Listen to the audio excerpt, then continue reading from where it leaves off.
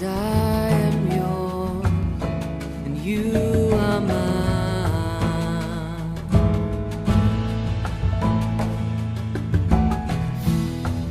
'Cause I am yours, you are mine. You are mine.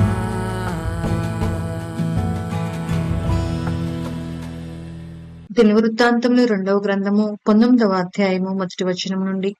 యూదా రాజైన యెహోషాపాతు ఏ అపాయమును చెందకుండా యెరూషలేము నందుండు తన నగరునకు తిరిగి రాగా, దీర్ఘదర్శి హనానీ కుమారుడనగు యెహూ అతన్ని ఎదుర్కొని పోయి రాజైన యెహోషాపాతుకు ఇలాగు ప్రకటన చేసెను.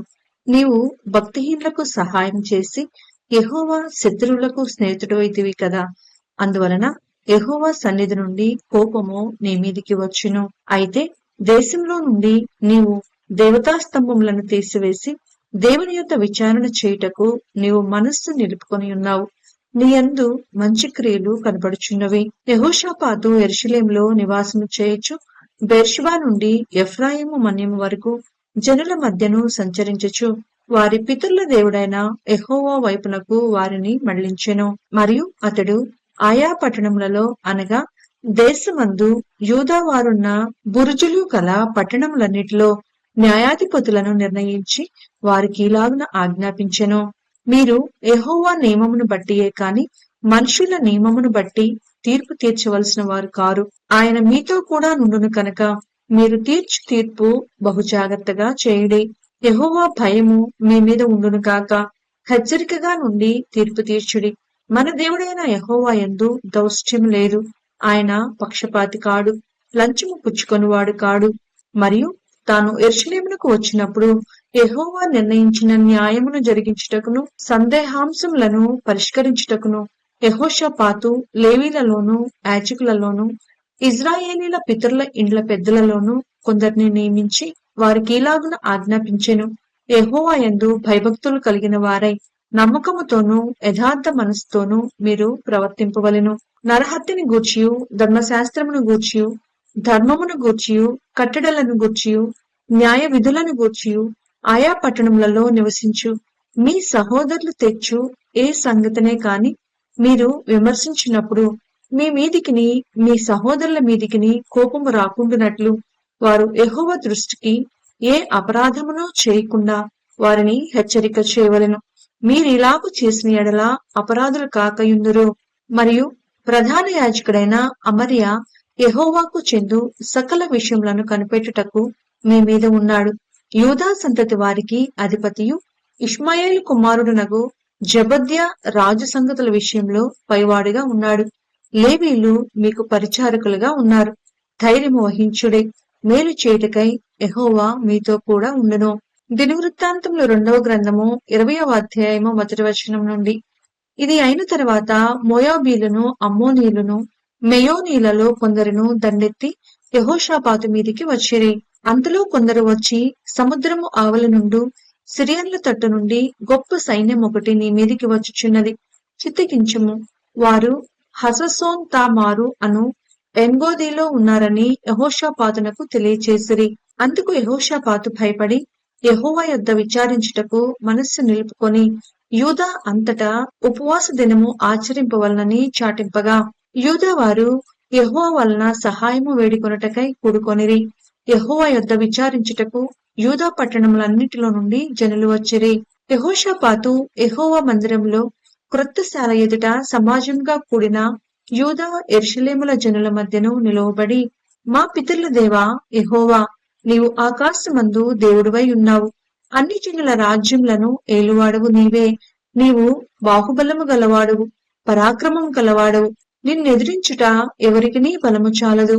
నీ జనులైన ఇశ్రాయేలీల ఎదుట నుండి ఈ దేశపు కాపురస్తులను తోలివేసి నీ స్నేహితుడైన అబ్రహాము యొక్క సంతతికి దీనిని శాశ్వతముగా నిచ్చిన మా దేవుడవు నీవే. వారు అందులో నివాసము చేసి కీడైనను యుద్ధమైనను తీర్పైనను తెగులైనను కరువైనను మా మీదికి వచ్చినప్పుడు మేము ఈ మందిరము ఎదుటను నీ ఎదుటను నిలువబడి మా శ్రమలో నీకు మొరపెట్టిన ఎడల నీవు ఆలకించి మమ్మను రక్షించుదువని అనుకొని ఇచ్చట నీ నామ ఘనత కొరకు ఈ పరిశుద్ధ స్థలమును కట్టించిరి. నీ పేరు ఈ మందిరమునకు పెట్టబడెను కదా. ఇజ్రాయేలీలు ఐగుప్తులో నుండి వచ్చినప్పుడు నీవు వారిని అమ్మోనీలతోనూ మోయాబీలతోనూ సేయూరు మన్యవాసులతోనూ యుద్ధము చేయనేలేదు. కనుక ఇజ్రాయేలీలు వారిని నిర్మూలము చేయక వారి యొద్ద నుండి తొలగిపోయిరి. మేము స్వతంత్రించుకొనవలెనని నీవు మాకిచ్చిన నీ స్వాస్థ్యములో నుండి మమ్మను తొలివేయుటకై వారు బయలుదేరి వచ్చి మాకెట్టి ప్రత్యుపకారము చేయుచున్నారో దృష్టించుము. మా దేవా, నీవు వారికి తీర్పు తీర్చవా? మా మీదికి వచ్చు ఈ గొప్ప సైన్యముతో యుద్ధము చేయుటకును మాకు శక్తి చాలదు, ఏమి చేయుటకును మాకు తోచదు. నీవే మాకు దిక్కు అని ప్రార్థన చేసెను. యూదా వారందరూ తమ శిశువులతోనూ భార్యలతోనూ పిల్లలతోనూ యెహోవా సన్నిధిని నిలువబడిరి. అప్పుడు మతన్యాకు పుట్టిన యెహీయేలు కుమారుడైన బెనాయాకు జననమైన జకరియా కుమారుడును ఆసాపు సంతతి వాడును లేవీయుడునగు యహజీయేలు సమాజంలో ఉండెను. యెహోవా ఆత్మ అతని మీదికి రాగా అతడిలాగు ప్రకటించెను. యూదా వారులారా, యెరూషలేము కాపురస్తులారా, యెహోషాపాతు రాజా, మీరందరూ ఆలకించుడి. యెహోవా సెలవిచ్చినదేమనగా, ఈ గొప్ప సైన్యమునకు మీరు భయపడకుడి, జడియకుడి. ఈ యుద్ధము మీరు కాదు, దేవుడే జరిగించును. రేపు వారి మీదికి పోవుడి. వారు జీజు అను ఎక్కుడు మార్గమును వచ్చెదరు. మీరు యెరూవేలు అరణ్యము ముందరనున్న వాగు కొన దగ్గర వారిని కనుకొందురు. ఈ యుద్ధములో మీరు పోట్లాడవలసిన నిమిత్తం లేదు.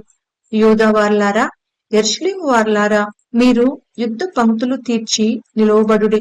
మీతో కూడానున్న యెహోవా దయచేయు రక్షణను మీరు చూచెదరు. భయపడకుడి, జడియకుడి. రేపు వారి మీదికి పోవుడి. యెహోవా మీతో కూడా ఉండును. అప్పుడు యెహోషాపాతు సాష్టాంగ నమస్కారం చేసెను. యూదా వారును యెరూషలేము కాపురస్తులను యెహోవా సన్నిధిని సాగిలపడి నమస్కరించిరి. కహాతీయుల సంతతి వారును కోరహీయుల సంతతి వారునగు లేవీయులు నిలువబడి గొప్ప శబ్దముతో ఇశ్రాయేలీయుల దేవుడైన యెహోవాను స్తుతించిరి. అంతటి వారు ఉదయముననే లేచి తెకోవా అరణ్యమునకు పోయిరి. వారు పోవుచుండగా యెహోషాపాతు నిలువబడి, యూదావారులారా, యెరూషలేము కాపురస్తులారా, నా మాట వినుడి. మీ దేవుడైన యెహోవాను నమ్ముకొనుడి. అప్పుడు మీరు స్థిరపరచబడుదురు. ఆయన ప్రవక్తలను నమ్ముకొనుడి. అప్పుడు మీరు కృతార్థులగుదురని చెప్పెను. మరియు అతడు జనులను హెచ్చరిక చేసిన తరువాత యెహోవాను స్తుతించుటకు గాయకులను ఏర్పరిచి, వారు పరిశుద్ధాలంకారములు ధరించి సైన్యము ముందర నడుచుచు యెహోవా కృప నిరంతరముండును, ఆయనను స్తుతించుడి అని స్తోత్రము చేయుటకు వారిని నియమించెను.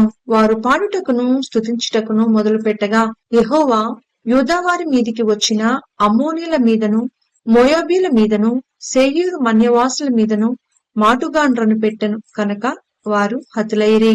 అమ్మోనీలను మోయాబీలను సేయీరు మన్య నివాసులను బొత్తిగా చంపి నిర్మూలము చేయవలనని పొంచియుండి వారి మీద పడిరి. వారు సేయీరు కాపురస్తులను కడముట్టించిన తరువాత తమలో ఒకరినొకరు చంపుకొనుటకు మొదలుపెట్టిరి. యూదా వారు అరణ్యమందున్న కాపురుల దుర్గము దగ్గరకు వచ్చి సైన్యము తట్టు చూడగా వారు శవములై నేలపడియుండిరి. ఒకడును తప్పించుకొనలేదు. యెహోషాపాతును అతని జనులను వారి వస్తువులను దోచుకొనుటకు దగ్గరికి రాగా ఆ శవముల యొద్ద విస్తారమైన ధనమును ప్రశస్తమైన నగలను కనపడెను. వారు తమకిష్టమైనంత మట్టుకు తీసుకొని తాము కొనిపోగలిగినంత కంటే ఎక్కువగా ఉంచుకొనిరి. కొల్ల సొమ్ము అతి విస్తారమైనందున దానిని కూర్చుటకు 3 దినములు పట్టెను. 4వ దినమున వారు బెరాకా లోయలో కూడిరి. అక్కడ వారు యెహోవాకు కృతజ్ఞతాస్తుతులు చెల్లించినందున నేటి వరకును ఆ చోటికి బెరాకా లోయ అని పేరు. ఈలాగున యెహోవా వారి శత్రువుల మీద వారికి జయము అనుగ్రహించి వారిని సంతోషపరిచెను. కనుక యెరూషలేమునకు ఉత్సవముతో మరలవలెనని యూదా వారును యెరూషలేము వారును వారందరికి ముందు యెహోషాపాతును సాగి వెళ్ళిరి. వారు యెరూషలేములోనున్న యెహోవా మందిరమునకు స్వరమండలములను సితారాలను వాయించుచు బూరలు ఊదుచు వచ్చిరి. ఇశ్రాయేలీల శత్రువులతో యెహోవా యుద్ధము చేసినని దేశముల రాజ్యముల వారందరూ వినగా దేవుని భయము వారందరి మీదికి వచ్చెను. ఈ ప్రకారము అతని దేవుడు చుట్టూనున్న వారిని జయించి అతనికి నెమ్మదిని అనుగ్రహింపగా యెహోషాపాతు రాజ్యము నిమ్మళముగా నుండెను. యెహోషాపాతు యూదా రాజ్యమును ఏలెను. అతడు ఏలనారంభించినప్పుడు 35 సంవత్సరముల వాడై యెరూషలేములో 25 సంవత్సరములు ఏలెను.